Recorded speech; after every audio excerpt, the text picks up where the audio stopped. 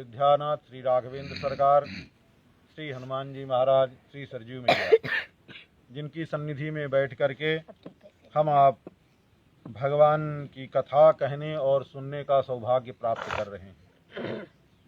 भगवान श्री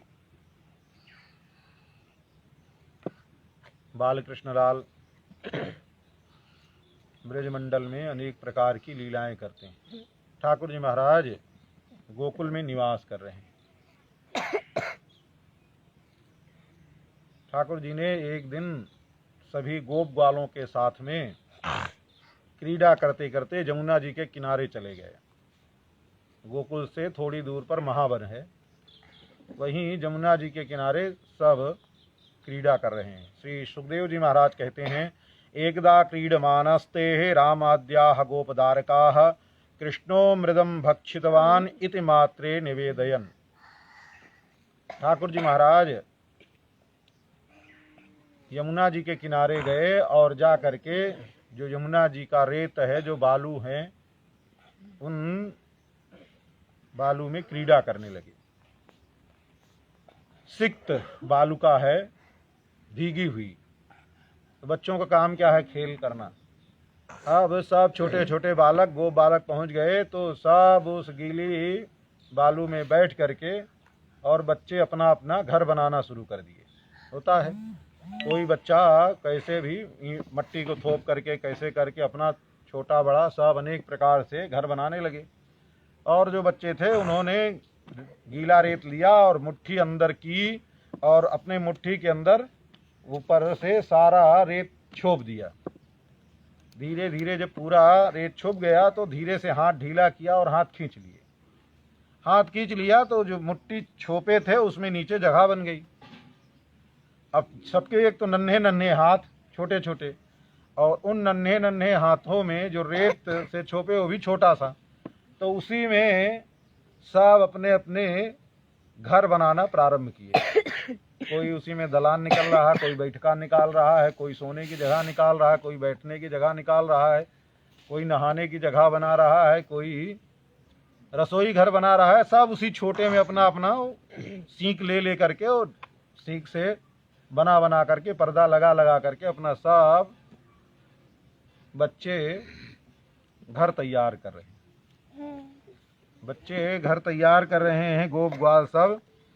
और ठाकुर जी महाराज ने देखा कि सब तो घर बना रहे हैं। ठाकुर जी तो अभी छोटे हैं, बालकृष्ण लाल, तो सोचे कि ये तो सब अपने छोटा छोटा घर बना रहे हैं, ये छोटे घर के बच्चे हैं और हम तो नंद राय के बालक हैं, गोपों के जो राजा हैं उनके बालक हैं, तो हमारा घर तो बड़ा होना चाहिए। तो ये सब हाथ लगा रहे हैं तो हम हाथ ना लगा करके हम पांव लगाएंगे। तो कन्हैया ने दोनों पांव आगे फैला दिए और पांव फैला करके दोनों टांग जब फैला दिए और उसके चारों तरफ से गीली रेत ले आकर के छोपने लगे। पांव के पंजे से लेकर के और जांघ तक पूरा रेत छोप लिया।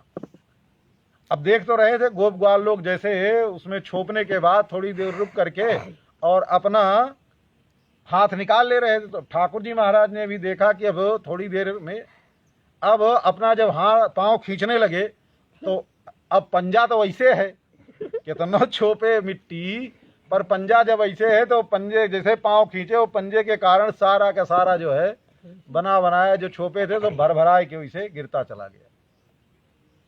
सब गोप बालकों का तो बन गया, पर बाल कृष्ण लाल का घर नहीं बना। बार बार बनाने का प्रयास करें, वो बार बार वैसे टूट जाए। अब छोटा मोटा बनाओ तो ठीक है, अब वो पाँव में छोप करके पंजे में उसको निकाल रहे हैं तो गिरता चला जा रहा है। ठाकुर जी महाराज बालक हैं, बालक का जैसे भोला स्वभाव होता है वैसे ही ठाकुर जी महाराज बाल सुलभ लीलाएं कर रहे हैं। ये नहीं सोच रहे हैं कि हमारा पंजे से फंस करके सब मिट्टी गिर जाएगी। अब जब 2-3 बार हो गया ठाकुर जी का नहीं बना तो कन्हैया ने कहा, अच्छा लाला देखो हम तो अपना घर नहीं बना पाए, ऐसा करो कि तुम्हारे सबके घर में, अरे हमारा नहीं बना एक का तो कोई बात नहीं है, सब हमारे सखा ही तो हो, सब हम तुम्हारे ही जो है घर में रह लेंगे। तो सभी गोप ग्वालों ने कहा कि सारे अपना घर खुद बनावे, हमारे घर में काहे को रहेगा। बोले नहीं, हम अपना घर नहीं बनाते हैं, हम तो अपने सखाओं का घर बनाते हैं और उन्हीं के घर में रह लेते हैं। तो बोले जो असली माँ बाप का बेटा होता है वो अपना घर द्वार बनाता है, और जो नकली बाप का होता है वो तो ऐसे घर द्वार बनाता नहीं, केवल घर द्वार बिगाड़ता है। तो तू तो ना तो मैया का बेटा है और ना तो बाबा का, क्योंकि दोनों से मेल नहीं खाता है। क्योंकि ना तो तेरा मोढ़ा जो है मैया सरीखे है और ना बाबा सरीखे है, तो इसलिए तू असली माँ बाप का बेटा नहीं, इसलिए तेरे से घर नहीं बन रहा है। जब गोप ग्वालों ने ऐसे बाल कृष्ण लाल को उलाहना देने लगे, एक प्रकार से गाली देने लगे, तो लाला को क्रोध आ गया, बुरा मान गए। जब बुरा मान गए तो ठाकुर जी महाराज ने देखा कि ये सब घर बना रहे हैं। बोले भैया चलो कोई बात नहीं है, पर अपने अपने घर में तो हमको जगह दे दो। बोले नहीं, घर में जगह नहीं देंगे। तो जा करके एक एक गोप ग्वाल से पूछते भैया ये क्या बनाया? बोले बैठका बनाए हैं। बोले ये क्या बनाया? ये सोने की जगह बनाई। ये कौन नहाने की जगह? ये कौन खाने की जगह? ये बोले रसोई बनाने की जगह। बोले भैया ये जो दीपक आला बना हुआ ये क्या है? बोले इसमें दाढ़ी मूछ बनाएंगे ना, छौर का सामान रखा हुआ है। बोले भैया अरे कोई एक छोटा सा ही जगह तो दे दो। बोले नहीं नहीं, हमारे घर में जगह नहीं है। सबसे पूछ आए ठाकुर जी महाराज, किसी ने कहा हमारे यहाँ जगह नहीं है। तो ठाकुर जी महाराज को गुस्सा आ गया और जितने घर बनाए थे ठाकुर जी महाराज गए और भसर भसर पांव से सबके घरों को लात मारते हुए चले आए। बेचारे इतना मेहनत करके सब घर बनाए थे और सबके घर वर सब भसर भसर करने से रहते कि तो थे कितने देर टिकने वाले, सब गिर गए। जब इतना मेहनत करके बनाए थे सबके गिर गए तो सबको गुस्सा आया। सब ने कहा अब इस कन्हैया को कितनो हो नंद बाबा का छोरा है तो इसका मतलब थोड़े ना इतना उपद्रव करेगा, अब इसको मारो सब मिल करके। जब सब तैयार भये मारने के लिए तो ठाकुर जी ने सोचा कि अब इन गोप बालकों को क्रोध आ गया है। इनका क्रोध तो सामान्य क्रोध है, अगर हमको क्रोध आ गया तो बोले ठाकुर जी को क्रोध आ गया तो भाई ठाकुर जी का क्रोध तो फिर संभालने समझ। एक बार क्रोध आया प्रहलाद जी के समय में, ठाकुर जी को वैसे क्रोधित नहीं होते ठाकुर जी। रावण कुंभकर्ण हिरण्यकशिपु सबको मारा ठाकुर जी महाराज ने, क्रोध नहीं आया। केवल जब प्रहलाद के लिए ठाकुर जी प्रकट भये क्रोधावतार नृसिंह के रूप में, तभी ठाकुर जी का क्रोध प्रकट हुआ।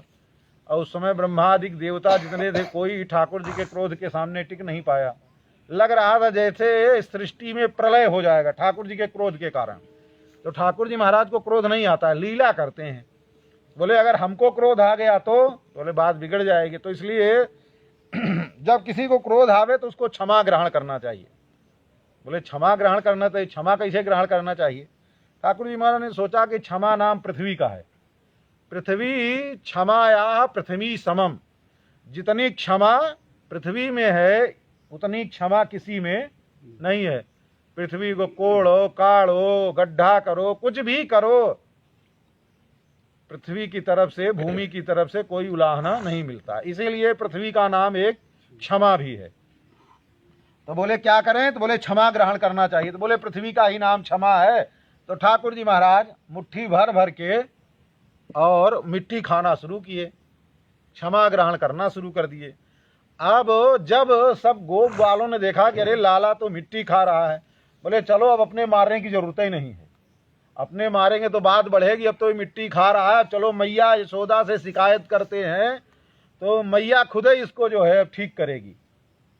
सबको मौका मिल गया और सब गए जा करके मैया यशोदा को आवाज लगाई, हे मैया मैयारी। मैया ने कहा कहा बात है लाला? बोले मैया अरे चल देख तेरे लाला जमुना जी पर कछु लीला कर रहे हो। बोले क्या कर रहा है? तो सभी गोप बालकों ने कहा मैया तेरे लाला ने माटी खाई जसोदा सुन माई। हे मैया तेरे लाला ने मिट्टी खाई है। मैया ने जैसे सुना कि लाला मिट्टी खा रहा है, अरे अभी तक माखन मिश्री चुरा करके छुड़ा करके छीन झपट करके खाता था, अब ये कौन सी लीला शुरू कर दिया कि अब मिट्टी खाना शुरू कर दिया? माखन मिश्री तो खाने वाली चीज है, चलो वो खाया तो ठीक है, ये मिट्टी खा रहा और मिट्टी खाना कोई अच्छी बात थोड़े ना है। मिट्टी खाएगा तो पेट में कीड़े पड़ जाएंगे और ज़्यादा कीड़े होंगे तो आंत खराब हो जाएगी। बचपन में जो बच्चे मिट्टी ज़्यादा खाते हैं फिर उनकी आंतें खराब हो जाती हैं और फिर आगे चल करके उनको फिर बहुत दिक्कत होती है। तो बचपन में मिट्टी खाने से बचाना चाहिए बच्चों को। मैया ने सोचा लाला मिट्टी खा लेगा तो उसकी आंत गड़बड़ हो जाएगी, इसलिए मैया हाथ में सटिया ली और सटिया लेकर के पहुंच गई। तो सा गृहीत्वा करे कृष्णम उपलभ्य हितैषिणी यशोदा भय संभ्रांत प्रेक्षणाक्षम भासत। मैया ने लाला कन्हैया का हाथ पकड़ा और हाथ पकड़ करके लाला से पूछा, क्यों रे लाला, तूने मिट्टी खाई? तो ठाकुर जी महाराज मैया की तरफ देखते हुए, मुख में मिट्टी भरी हुई, मिट्टी के ढेले भरे हुए हैं और अब तो ठाकुर जी महाराज रेता से निकल करके बाहर आ गए हैं घाट के ऊपर। तो ढेले मुख में भरे हुए हैं। मैया कहती है, कस्मान मृद मदांतात्मन भवान भक्षितवान रहा वदंति तावका हेते कुमारास्ते अग्रजोप्ययम। तो मैया ने कहा, लाला तूने मिट्टी खाई? तो लाला कन्हैया ने कहा, नाहम भक्षितवानम्ब सर्वे मिथ्या भिशंसिण। मैया मैंने मिट्टी वेट्टी कछू ना खाई। तो मैया ने कहा कि बदंती तावका हेते, अरे जो तुम्हारे तावका मतलब जो तुम्हारे सखा लोग हैं, सब सखा बता रहे हैं कि तूने मिट्टी खाई। बोले सर्वे मिथ्या विशंसिना, जो जितने भी हैं हमारे सखा सब के सब झूठे हैं, सब झूठ बोल रहे हैं। तो मैया ने कहा अग्रजोप्ययम, अरे तुम्हारा भाई जो राम है, जो बलराम है, वो भी कह रहा है।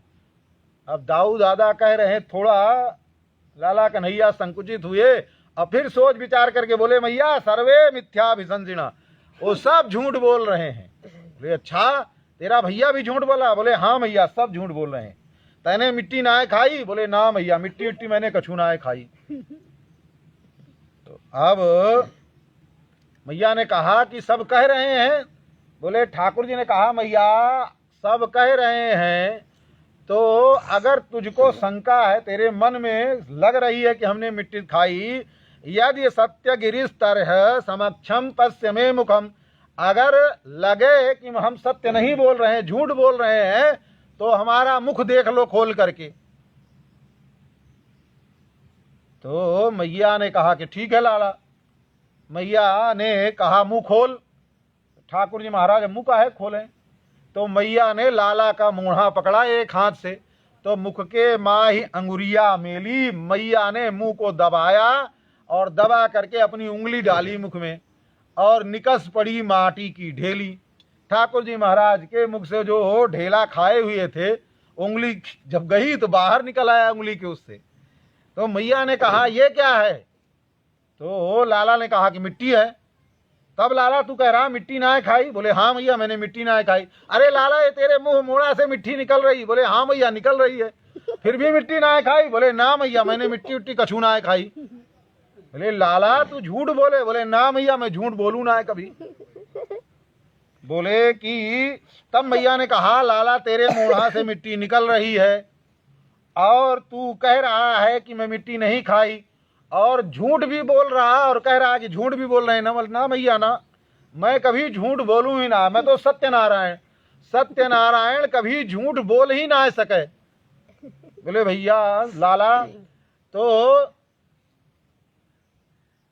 जब तेरे मुख में से मिट्टी निकली तो कैसे खाना नहीं हुआ? तेरे मुख से तो निकल रही है। तो बोले मैया मेरी वाणी तो वेद वाणी है, वेद वाणी सबको समझ में ना आवे। बोले हाँ लाला तेरी वाणी तो वेद वाणी है, समझ में ना आवे।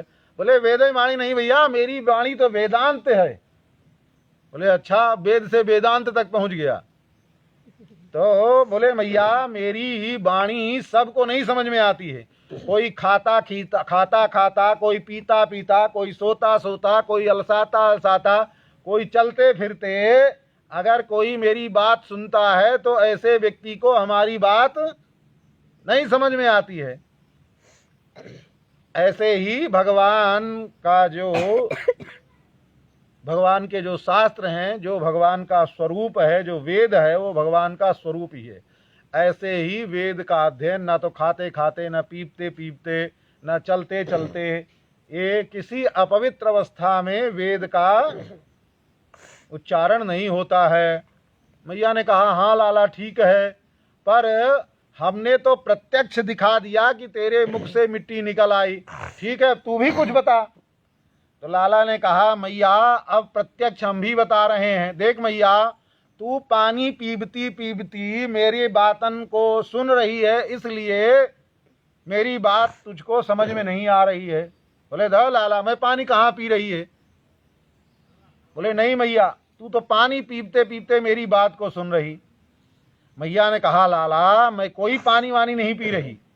बोले मैया तू पानी पी रही है, जैसे मैं मिट्टी खा रहा था वैसे तू भी पानी पी रही है। बोले मैया ने कहा कि लाला मैंने तो मिट्टी निकाल दी और तू। बोले मैया मैं भी बता रहा हूँ। देख मैया, सबके मोढ़ा में एक जिह्वा होवे। बोले हाँ होवे। तो मैया उस जिह्वा से सदैव रस टपकता रहे, पानी टपकता रहे। जिह्वा सूख जावे तो प्राण निकल जाएगा, गला सूख जाएगा तो कोई ऐसी रसना नहीं, इसीलिए उसका रसना नाम है। जिह्वा का नाम रसना है, जिससे सदैव रस टपकता रहता है, गला गीला रहता है। सबके अंदर वो जिह्वा होती है, जिसके अंदर ना होवे तो फिर वो जीवित नहीं बचेगा। तो मैया सबके जिह्वा से सदैव रस टपकता रहता है और उसको वो पान करता रहता है। ऐसे ही मैया तेरे भी मोढ़े में जिह्वा है, उस जिह्वा का रस पी रही है, इसलिए उस रस के पीते पीते तू मेरे बातन को सुन रही, इसलिए मेरी बात समझ में ना आए। मैया ने लाला से कहा अरे लाला तू इतना भोरा भारा है, अरे बाहर की चीज कोई अंदर में लेवे तो उसको खाना पीना कहा जाता है, अंदर की चीज ही अंदर में लिया जाए तो उसको खाना पीना कैसे कहते हैं।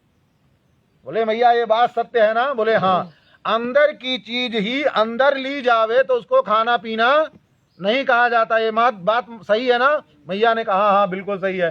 तब अब मैया तू मेरे मोढ़ो देख। अब लाला ने अपना मुख खोल दिया और मैया ने लाला का मुख देखा। अब लाला के मुख में क्या है, ज्योतिष चक्रम जलम तेजो नभस्वान वियदेव चा वैकारिकांद्रियाणी मनोमात्रा गुणाश्रया। अब ठाकुर जी महाराज के मुखमंडल में सारा का सारा पूरा ब्रह्मांड ही दिखाई दे रहा है। सारे ज्योतिष चक्र दिखाई दे रहे हैं, आकाश गंगाएं दे रही। एक ब्रह्मांड नहीं, ठाकुर जी के मुख में अनेक अनेक ब्रह्मांड दिखाई दे रहे हैं और उन अनेक ब्रह्मांडों में अनेक प्रकार की पृथ्वियां हैं। ऐसे जो 14 भुवन का एक ब्रह्मांड होता है, अब अनेक ब्रह्मांड है उसमें तो अनेक पृथ्वी हैं। और ठाकुर जी महाराज ने उन ब्रह्मांडों को दिखाया, फिर भूमंडल दिखाया और भूमंडल में मथुरा मंडल को दिखाया, मथुरा मंडल में गोकुल को दिखाया और गोकुल में महावन को। उस ठाकुर जी के मुख में ही मैया यशोदा को, बैठी मैया बाहर है और अंदर कन्हैया के मुख में अंदर वाला कृष्ण मैया से कह रहा मैया तू देख मेरे मुख में। अब मैया फिर उसके मुख में देख रही हैं, लाला के मुख में। फिर लाला मुखड़ा खोल रहा तो उस लाला के मुख में भी अनेक प्रकार के ब्रह्मांड दिखाई दे रहे हैं। अब प्रत्येक ब्रह्मांड में लाला, ऐसे जितनी पृथ्वियां हैं सबके लाला यशोदा मैया कह रहे हैं मैया तू मेरा मोढ़ा देख, और मुंह खोलते हैं तो सब में ब्रह्मांड दिखाई देते हैं। मैया तो चकरा गई। अब उनमें से पूछा मैया देख ये सारा का सारा ब्रह्मांड मेरे अंदर है कि नहीं। तो मैया ने कहा हाँ लाला है। बोले जब सब ब्रह्मांड है तो इस ब्रह्मांड से पृथ्वी ब्रह्मांड के अंदर है कि बाहर है। मैया ने कहा लाला ब्रह्मांड के अंदर ही पृथ्वी है। बोले मैया जब ब्रह्मांड और पृथ्वी सब मेरे अंदर ही है तो अंदर की चीज अगर मैं अंदर खात रहा हूं तो खाना कैसे हुआ। बाहर से ले आकर के कुछ खाया पिया जाए तो उसको खाना पीना कहते हैं। जब हमारे अंदर ही सब है, सारी पृथ्वी है, तो इसको खाना पीना कैसे होता है। तो मैया ने कहा हाँ लाला अब तेरी बात समझ में आ गई। अब ऐसे ही सब लाला अपना अपना मुख बंद करते हैं और सब के अंदर से जितने भी हैं अब वो सब गायब होते चले जाते हैं। इस प्रकार से बंद किया। मैया जसोदा ने देखा, अरे ये क्या हो गया। लाला ने तो सारा ब्रह्मांड दिखा दिया। जब सारा ब्रह्मांड दिखा दिया तो अब यशोदा मैया ने सोचा ये तो हमारा लाला नहीं है, ये तो पर ब्रह्म परमात्मा है। ईश्वरः विदितस्तत्त्वायां गोपिकायां च ईश्वरः वैष्णवीं व्यतनोन्मायां पुत्र स्नेह मयीं विभु। मैया ने देखा ये तो लाला हमारा ईश्वर है और भगवान है, इसको तो मैं अपना बेटा मान करके आज तक बैठी थी। अब जैसे मैया के मन में ये बात आई तो ठाकुर जी महाराज ने क्या किया, वैष्णवीं व्यतनोन्मायाम। अब मैया यशोदा के ऊपर अपनी जो माया है, माया ठाकुर जी की दो प्रकार है, एक तो संसारी लोगों को भटकाने के लिए है, दूसरा जो भगवान के अपने है वो जो वैष्णवी माया है, अपने भक्तों के ऊपर जो माया का प्रयोग करते हैं उसी माया का प्रयोग किया। और मैया के ऊपर जब माया का प्रयोग हुआ तो मैया के हृदय में फिर से वात्सल्य जग गया और पुत्र स्नेह मयीम विभु, लाला के प्रति जब विष्णु स्नेह जगा, मैया के मन में आया लगता है कि हमारे आंख में ही कुछ गड़बड़ी हो गई है। अब बूढ़ी हो गई हूं ना, बूढ़ी हो जाने पर जैसे कभी कभी ना चाहने पर भी उल्टा सीधा कुछ समझ में आता है, जैसे स्वप्न में आंख बंद करने पर ऊट पटांग चीज दिखाई देने लगता है, ऐसे ही लगता है कि लाला से बात करते करते थोड़ा डांटते डांटते क्रोध के कारण थोड़ा हमको कुछ दिमाग में इधर उधर हो गया, इसलिए हमारे दिमाग की खराबी है, लाला के मुख में कुछ नहीं दिखाई दिया। मैया ने लाला को गोदी में उठाया और गोदी में उठा करके ले करके चली आई। सद्यो नष्ट स्मृति गोपी सारोप्या रोहमात्मजाम प्रवृद्ध स्नेह कलिल हृदयासीद यथा पुरा। अब मैया को पुरानी बात, लाला ने ब्रह्मांड दिखाया, मुख में मिट्टी खाई, ये सारी की सारी बातें भूल गईं और जैसे पहले मैया का स्नेह था वैसे ही लाला कन्हैया को लेकर के आई और ले आकर के अपने घर में लाला के साथ लाला का मुंह धुलाया, स्नान कराया और सायंकाल का समय हुआ। मैया ने लाला को कलयू आदि खिला करके और ठाकुर जी महाराज को पलंग पर सुला दिया। अब ठाकुर जी महाराज पलंग पर सो गए। मैया कहते हैं त्रय्याचोपनिषद्भिश्च सांख्ययोग्यश्च सात्वतैः उपगीयमान माहात्म्यम हरिम सामन्यतात्मजम नंदः किम करोद ब्रह्मन् श्रेय एव महोदयम यशोदा चा महाभागा पपो यस्यास्तनम हरिः। श्री परीक्षित जी महाराज सुखदेव जी से पूछते हैं, महाराज ये नंद बाबा और मैया यशोदा ने कौन सा ऐसा पुण्य कृत किया जिसके कारण ये भगवान बाल स्वरूप में आकर के नंद और यशोदा को सुख दे रहे हैं, मैया का दूध पी रहे हैं और बाल लीलाएं कर रहे हैं। पितरौ नान्विधिन देताम कृष्णो दार्भक हे के हितम और गायन्त्यद्यापि कवयो हो यल्लोक समलापहम। ठाकुर जी महाराज के माँ बाप बनने का इनको सौभाग्य प्राप्त हुआ, जिनका यश गान करके बड़े बड़े योगी लोग भी अपने पाप को नष्ट कर रहे हैं। ऐसे भगवान श्री हरि के ये माँ और बाप बनने का सौभाग्य प्राप्त किया। श्री सुखदेव जी महाराज कहते हैं, द्रोणो वसूनाम प्रवरो धरया च सह भार्यया करिष्यमाण आदेशान ब्राह्मणस्तमुवाचः। ये पूर्व जन्म में यशोदा और नंद द्रोण और धरा नाम के वसु थे।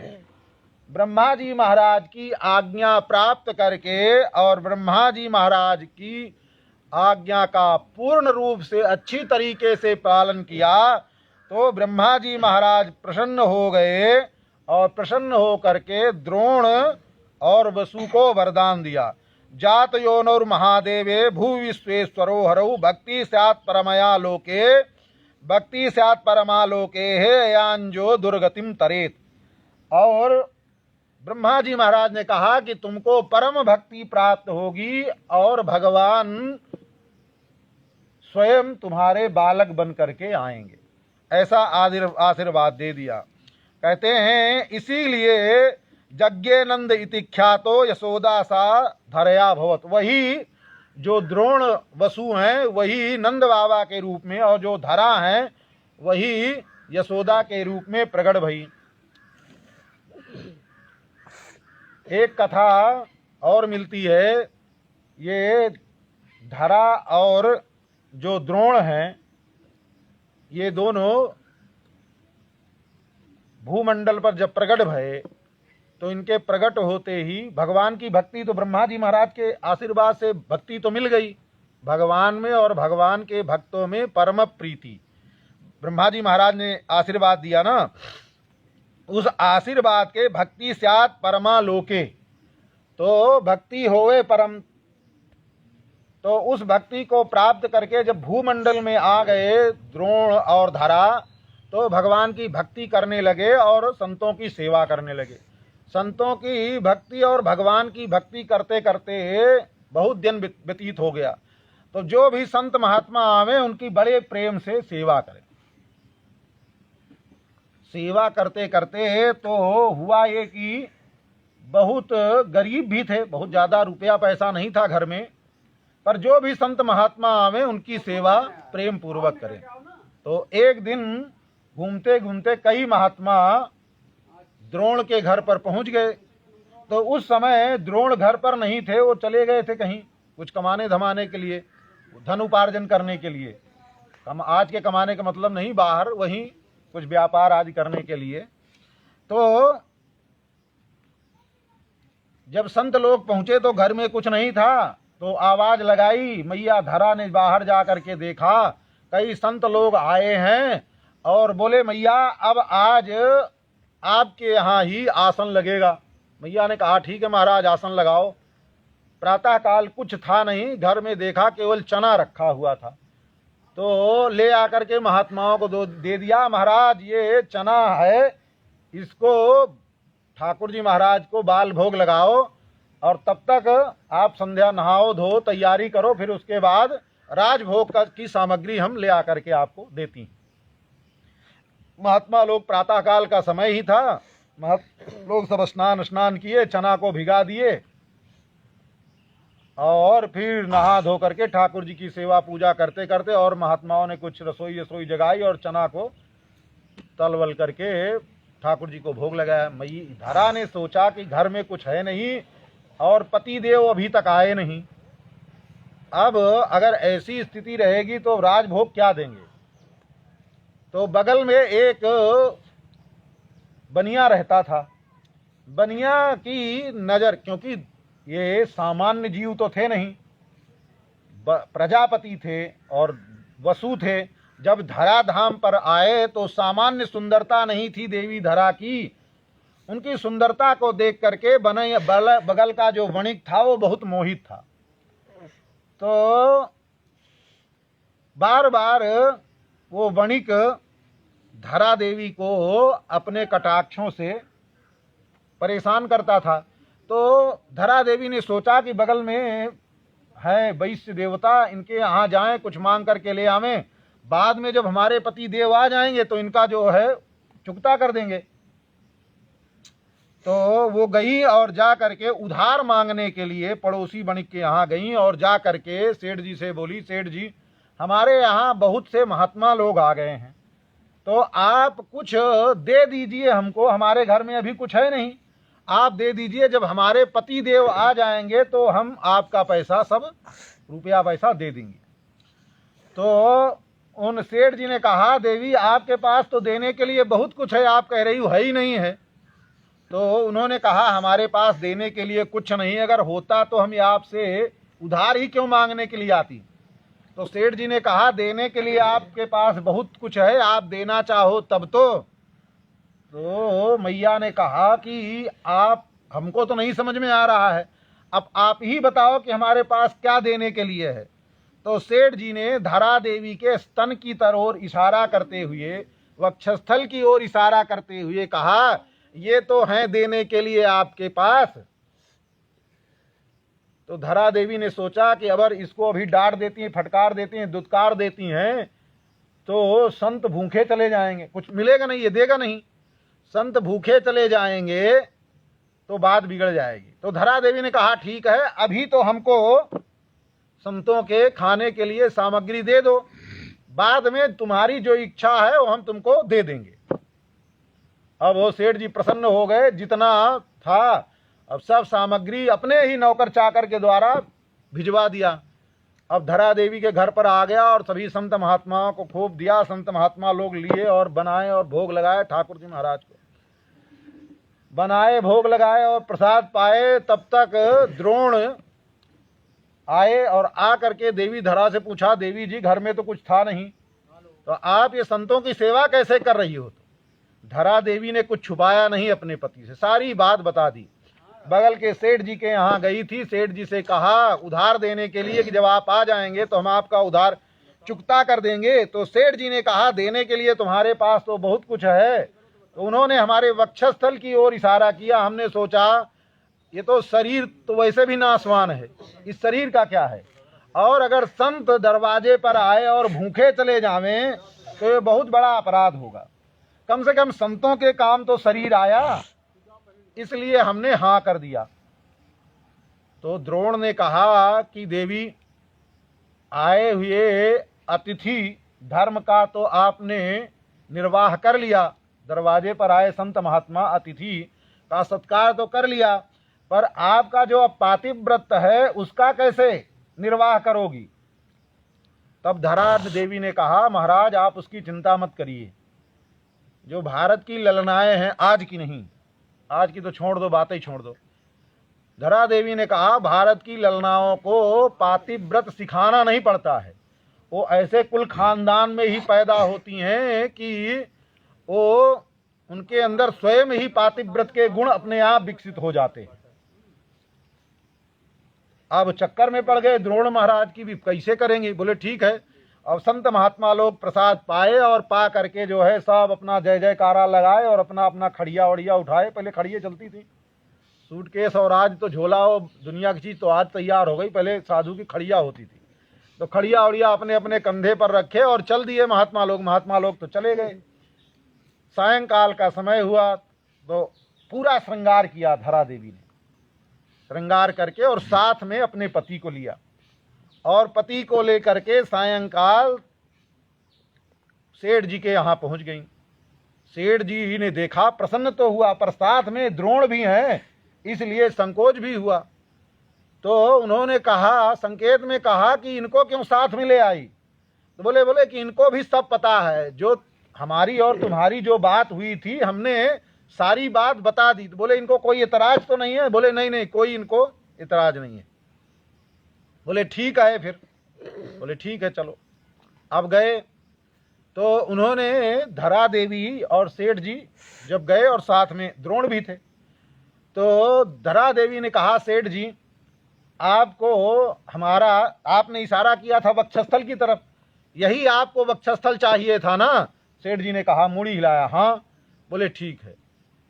देवी धरा ने अपने कमर से कटार निकाली और कटार निकाल करके, कटार तो कटारे होती है महाराज, उस कटार से खचाक खचाक करके दोनों अपने वक्षस्थल काट दिए और काट करके और सेठ जी के हाथ में दिया और बेहोश होकर के गिरने लगी। तो द्रोण जो है अपनी गोदी में उनको संभाले। अब कल्पना करो, किसी स्त्री का दोनों वक्षस्थल कट जावे तो कैसी रक्त की धारा बहेगी और कितना कष्ट होगा, और वो भी कोई दूसरा नहीं, स्वयं अपने हाथ से काट रही। अब बेहोश हो गई, मूर्छा आ गई। इतना बड़ा त्याग देखने के बाद ठाकुर जी महाराज से भी रहा नहीं गया और ठाकुर जी महाराज प्रकट हो गए। बोलिए श्री कृष्ण चंद्र भगवान की। ठाकुर जी महाराज प्रकट हो गए और प्रकट होकर के मैया धरा के वक्षस्थल पर दोनों हाथ पधरा दिए, दोनों हाथ ठाकुर जी महाराज ने रख दिए। मैया का वक्षस्थल जैसे पूर्ववत जैसे था वैसे का वैसा हो गया। और ठाकुर जी महाराज ने कहा, माँ आपने हमारे संतों के लिए इतना बड़ा त्याग किया, आपने हाथों से अपने दोनों वक्षस्थल काट करके दे दिए। हमारे संतों के प्रति इतना प्रेम है आपका, तो माँ मैं पैदा कहीं भी हूं पर दूध पीने के लिए तो मैं तुम्हारे पास ही आऊंगा। ठाकुर जी महाराज ने और वरदान दिया द्रोण को और धरा देवी को, और ठाकुर जी प्रकट हो गए। देखिए सेठ जी की अच्छी मति नहीं थी, गंदी मति ही थी, लेकिन संग क्या एक महापुरुष का। और उन्हीं सेठ जी के सामने ठाकुर जी महाराज प्रकट भये। सेठ जी को भी ठाकुर जी का दर्शन हुआ, सेठ जी को भी सद्बुद्धि हो गई, सेठ भी साष्टांग प्रणाम किए, ठाकुर जी के चरणों में गिरे, ठाकुर जी महाराज ने उनको भी सद्बुद्धि प्रदान की। तो कहने का तात्पर्य है, महापुरुषों का संग, दुष्ट भी अगर महापुरुषों का संग कर लेवे, चाहे चोरी करने के बहाने ही, लूटने के बहाने ही, दुराचार के बहाने ही, तो उसका भी कल्याण हो जाता है। तो उसी ठाकुर जी महाराज के वरदान के कारण ये द्रोण जो वसु हैं और देवी धरा यशोदा और नंद के रूप में प्रकट भये। ठाकुर जी महाराज पैदा तो मथुरा में भये वसुदेव और देवकी के यहाँ, पर वरदान के कारण मैया यशोदा को बाल लीला कर करके दिखा रहे हैं। ठाकुर जी महाराज अपने बाल चापल्य से मैया को प्रसन्नता प्रदान कर रहे हैं। ऐसे ही ठाकुर जी महाराज मैया यशोदा और नंद बाबा को अनेक प्रकार की लीलाएं करते हैं, और उस लीला से नंद और यशोदा प्रसन्न होते हैं। ठाकुर जी के प्रति इतना वात्सल्य है कि कभी कभी तो ठाकुर जी के प्रति मोह सा भी हो जाता है मैया यशोदा को और नंद बाबा। ठाकुर जी महाराज के से चाहे कामाद गोप्या भयात क्रंसः स्नेहात द्वेषात चैद्यादयो नृपा, ठाकुर जी महाराज से चाहे काम से, चाहे क्रोध से, चाहे लोभ से, चाहे मोह से विकार युक्त होकर ही ठाकुर जी से लग जावे, तो उसके ऊपर भी ठाकुर जी की कृपा हो ही जाती है। क्योंकि मणि जो होती है ना, किसी भी प्रकार से मणि का स्पर्श होवे, पारस मणि का, लोहा चाहे जैसा भी हो, चाहे जैसे भी उसको स्पर्श हो जावे पारस मणि का लोहे से, तो उसको सोना बना ही बनना। तो ऐसे ही ठाकुर जी महाराज के पास कैसो ही जावे जीव, जाने की देरी है, चाहे काम से जाए, चाहे क्रोध से जाए। कंस आदि जो है ठाकुर जी महाराज से ईर्ष्या द्वेष करके भी मुक्ति को प्राप्त कर लिए, पर ये विकार के द्वारा ठाकुर जी को प्राप्त करना उतना उत्तम नहीं है, सद्गुणों के द्वारा। क्योंकि ठाकुर जी महाराज पुरुषोत्तम हैं, और अपने भक्ति के द्वारा, प्रेम के द्वारा ठाकुर जी को प्राप्त करें, यही अति उत्तम साधन है। तो ऐसे ही ठाकुर जी महाराज से प्रेम करते हुए नंद और यशोदा मैया ठाकुर जी महाराज के लीला का अनुभव कर रहे हैं। आज की कथा यहीं तक, आगे की चर्चा कल के सत्र में। बोलिए श्री वृंदावन बिहारी लाल की, श्री बालकृष्ण लाल की, श्री यशोदा मैया की, श्री नंद बाबा की, अयोध्या नाथ भगवान की, श्री सीतारामचंद्र भगवान की, श्री वृंदावन बिहारी लाल की, श्री हनुमान जी महाराज की, श्री सरयू मैया की, श्री अयोध्या धाम की, सब संतन की, सब भक्तन की। जय जय श्री सीताराम, जय जय श्री राधे श्याम। व्यास महाराज जी की जय, महाराज जी की जय।